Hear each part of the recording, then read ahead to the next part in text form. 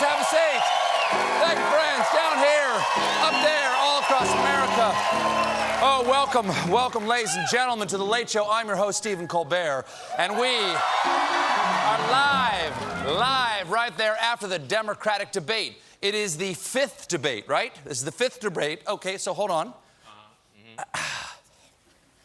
Okay, there you go. Just, and I believe America gets a free sub now, and hopefully a new president. Oh,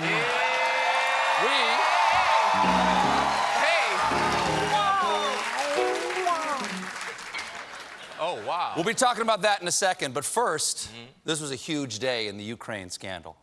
There was explosive testimony from Ambassador to the European Union and man who just spilled the tea on DJ T.O. Gordon Sondland, and I'll tell you all about it in tonight's live edition of Don and the Giant Impeach. Get me out of here. An angry peach. Sondland dropped the biggest bombshell in his opening statement.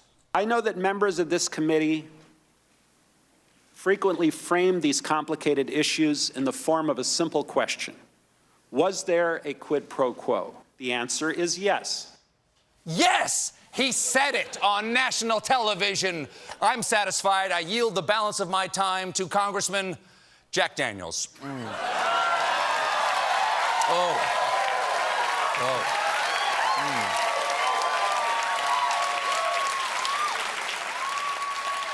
Now, Sondland made it clear about this whole Ukrainian scheme. None of this was his idea. We all understood that these prerequisites for the White House call and the White House meeting reflected President Trump's desires and requirements at the express direction of the President of the United States. We followed the President's orders. Historically speaking, there is no defense more heroic than we were just following orders. Now, after months of not knowing why the administration was withholding what Ukraine was waiting for, Sondland finally called Trump directly. It was a very short, abrupt conversation. He was not in a good mood. That doesn't sound like Trump. He's usually a little Miss Spray-on Sunshine. So on the call, Sondland asked what Trump wanted from the Ukrainians, and Sondland said that Trump said, well, I'll tell you what, I'll just let Trump tell you what he says he said. So he's going, what do you want? What do you want? I hear all these theories. What do you want, right? And now, here's my response that he just gave. Ready? You have the cameras rolling? I want nothing. That's what I want from Ukraine. That's what I said. I want nothing. I want something. I want to know what's going on with that couple in the background. What the hell are they doing out here? Back there? They just chilling, huh? Honey, our neighbor is shouting on the lawn again. Go and get the hose. It's the only way he'll leave. Okay, sounds fairly innocent. An angry old man shouting into the phone, I want nothing, I want nothing. But here's why he might have been a bit of a cranky pants that day. This phone call happened the same day the whistleblower complaint was delivered to the House Intelligence Committee. Oh, Donnie's no dummy. He knew his ding-dong was in a door hinge. You gotta say, that's really suspicious timing. That's like waiting till your parents are pulling into the driveway to text them, please come home. Somebody broke into the house, threw a huge party, and hid all the vodka in my stomach.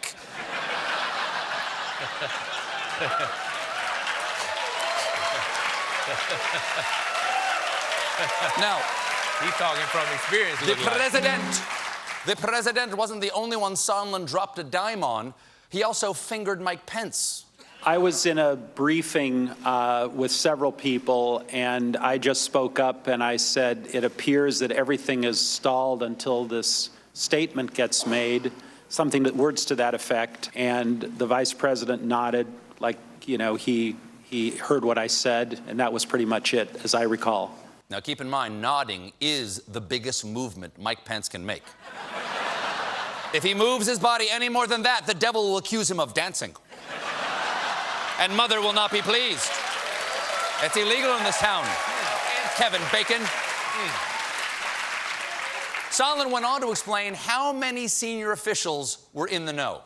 A lot of senior officials. A lot of senior officials. Everyone was in the loop. Everyone? Could you be more specific?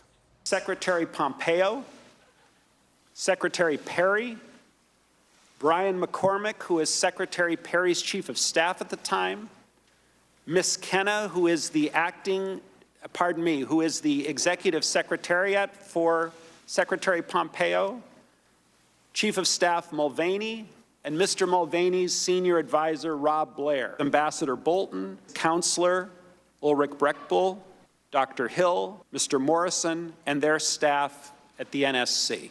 I'd also like to incriminate my agent, Baby Doll, I love you, Marcy from Wardrobe, everybody at the RNC, Mick Mulvaney, we couldn't have suppressed Ukraine without you. Oh God, they're playing me off. I want to thank the whistleblower, everybody at HBO.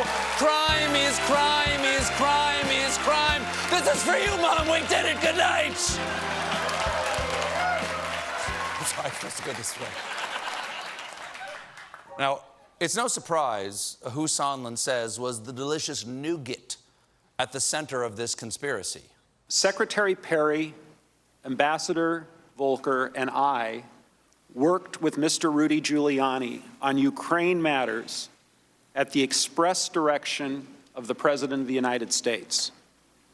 We did not want to work with Mr. Giuliani.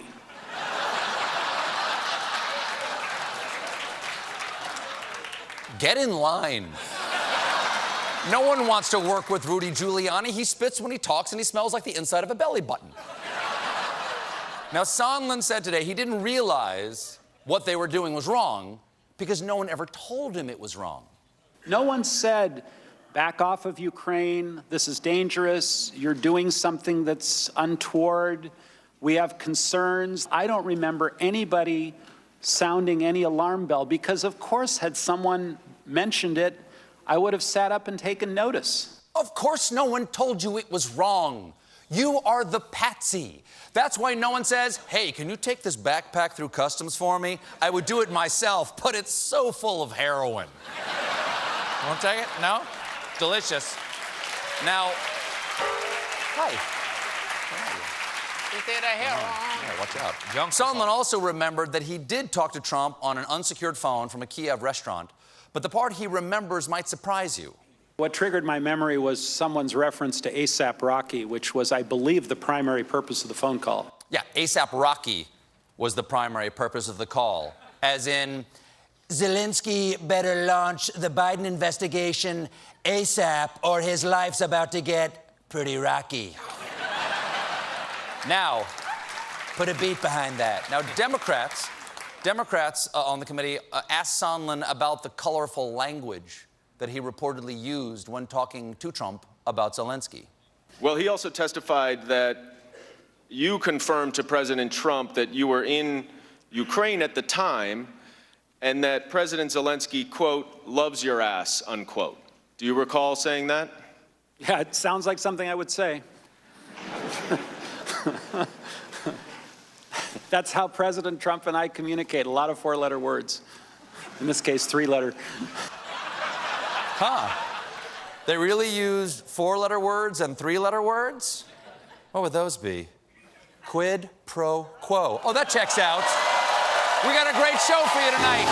John Heilman and Alex Wagner from the circus on Showtime are here. But when we return, my live coverage of the Democratic presidential debates, it sticks around. You're not going to want to